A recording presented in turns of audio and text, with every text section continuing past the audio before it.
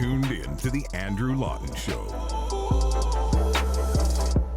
So the new projections from the Ontario government are that the second wave is going to be peaking in October.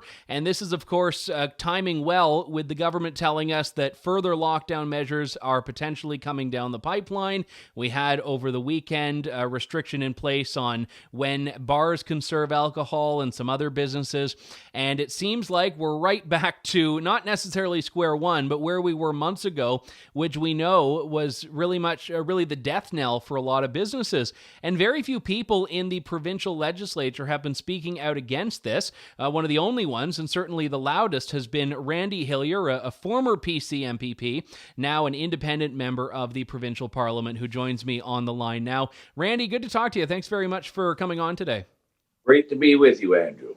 I think the one thing we learned early on in this is that all of the projections that we were told were really the basis of government actions were wrong. And I think we can be very grateful they are, because these were predicting thousands of deaths, ICU capacity overwhelmed. It hasn't happened. So when you hear that now the same projections are looking at an October second wave, what's your reaction? Well, since March, we certainly had all these dire predictions, these catastrophic models, and thankfully they didn't come to bear.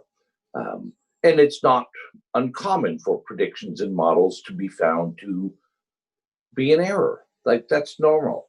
It's very seldom a prediction or a model is factual at the end of the day. And the same thing has happened with COVID.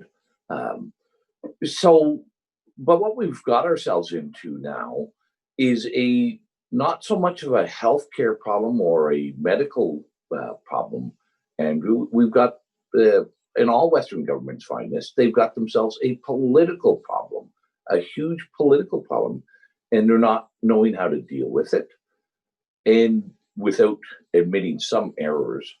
And so now we're finding ourselves being told we're in a second wave. But when you look at the evidence that is revealed, the hospitalization rates are flat. The deaths are flat, hardly measurable. But an increasing number of people who are testing positive for some form of coronavirus in their system. And those rates are going up significantly. But the severity and the lethality of the virus is flatlined. But we're still acting politically on the models and the projections that have been dispelled and known to be false. What drives that? Because politicians don't want to be the ones responsible for shutting down their constituents' businesses and for wreaking economic havoc on their citizens. So how is there a political advantage to what's being proposed? Well, I don't know if your statement is true, Andrew. The greatest singular priority and importance for a political party and elected people is re-election, and whatever it takes to be reelected. And part of what it takes to be reelected is to have public opinion on your side. And we know that there's a great number of people who are living in fear. And I would say even a great number of people who are terrorized over the 7 months of headlines and consistent and constant reminders of the potential severity of COVID, that there has become a very disturbed element in our society of that we have to act only on our fears and act on those projections. So I don't think Doug Ford or anybody in the PC caucus wants to wreak havoc on our economy. I don't think any of them want to deny access to healthcare like we've been doing to people who need the medical attention. I don't think they want to prevent our kids from going to school, but more importantly is they don't want to have their brand and their reputation tarnished or diminished by admitting that they made mistakes and errors, and they don't know how to diminish or alleviate um, the level of fear in society, or to communicate what is the appropriate level of risk. What is the risk to people? And as we know, if you're under 80, if you don't have underlying illnesses or in chronic illnesses, this the likelihood of you experiencing of contacting and experiencing severe illness or death is negligible. And they just don't know how to get themselves out of the political problem that they've created. You are right about that in a lot of ways they've boxed themselves into a corner by how dire their predictions and projections were in March and April. And we're seeing them have to commit to the bit, so to speak, now. Whereas instead of just celebrating, hey, you know what? We had to take this extreme action because we didn't know. Now we do know. That's a win for everyone. Let's try to get back to normal. But that's not what's happening. And that's not what, this is the nature and the characteristics. These are the attributes of political parties and governments throughout the Western world.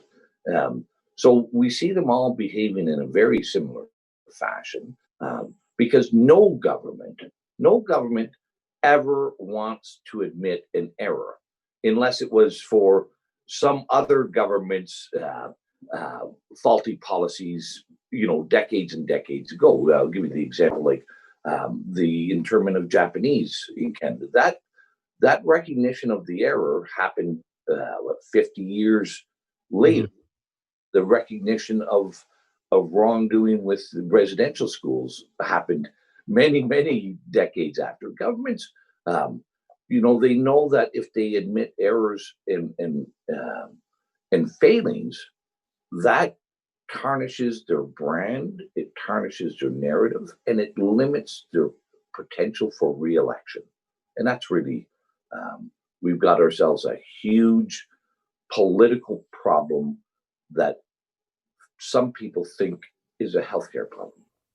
You were out of the PC caucus a year and a half ago. I think it was March 2019. Had that not happened, and had you still been in, do you think you would have been out now over the course of the PC government's conduct in the last few months? Without a doubt. Yeah, there was no way. Like, it became evident to most people, late April, by late April, certainly early part of May, it was clear the projections, the apocalypse, and these catastrophic outcomes weren't going to happen. And I did speak out in the House in May. I challenged and spoke strongly against the continuation of the state of emergency. And there's another good example, Andrew. With the state of emergency was finally ended in, the end of July. However, the government has retained all the extreme and extraordinary measures as if it was still in a state of emergency. As though the issue was with the term state of emergency and not all of the powers that came along with that. So we have an unelected, unaccountable COVID command table who the premier will not identify who's all involved in that. He will not reveal the agenda, the minutes, the communications. It's all hidden from our view. And they are allowed to come out with these outrageous edicts, like what happened last Saturday. A week ago, Thursday, the premier said, we're going to a regional approach on new restrictions. And he announced on Thursday restrictions for Toronto, Ottawa, and Mississauga. Well, Saturday morning, he came out and said, no, we're going province-wide, and these new restrictions are province-wide, and they take effect now. And I had people just calling me in tears, Andrew. They had weddings planned that afternoon. They had guests in from around the province and elsewhere. And And the government just said, now what you're planning is unlawful if you have more than 25 people in your backyard. Um, and we've seen this, and I'll say to you, Andrew, like that is the first time in my life that I have seen any government in Canada yeah, announce an arbitrary decision that takes effect now. No lead time, no day or 2 days grace or anything. It's now, and remember, there was no debate, there Hmm. was no discussion, there was no vote. Like that is not how a representative democracy functions. We don't have um, um, emperor-like authorities without checks and balances provided to a premier, but now we do.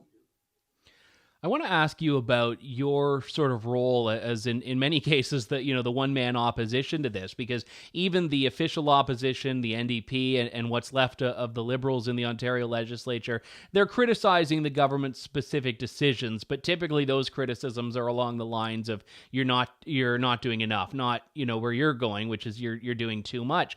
I know Belinda Carajalios, who was a PC MPP, and we had her on the show a few weeks back. She's been kicked out for criticizing some of the emergency powers. But are you finding any quiet support from people in the legislature, perhaps your own former colleagues that are saying privately, yeah, I don't have a lot of issues with this, but aren't speaking out publicly? Or are you one of the only people that's seeing the issues that you're describing right now?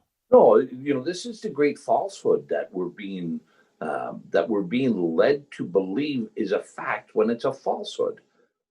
I will say to you, Andrew, not just colleagues in the legislature, but the public. Um, although I stated there's a great number of people who are living in fear and in terror, um, a great many people. I don't know if it's a majority, but it's pretty close if it isn't.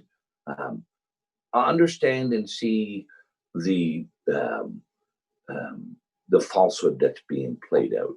Okay, but due to public pressure, due to political correctness, due to the fear of public backlash from this irrational um, conventional wisdom that we've embraced, they're hesitant to speak out. And that goes certainly with a lot of my former colleagues, um, other members of the legislature, and the public at large. You may have seen one of my videos. I've spoken with lots of physicians.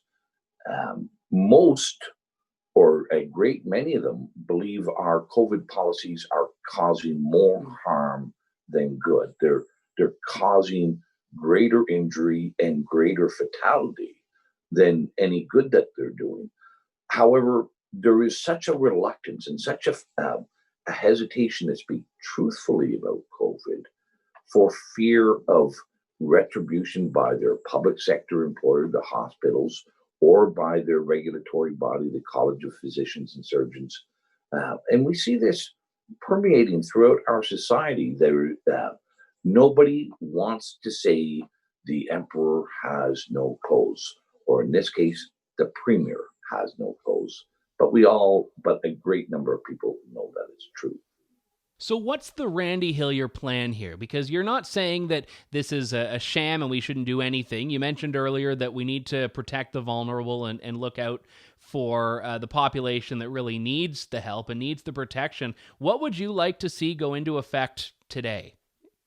Well, just what we need to come into effect today is the same thing that we need to come into effect every day. And that's our ability to be able to speak truthfully and honestly.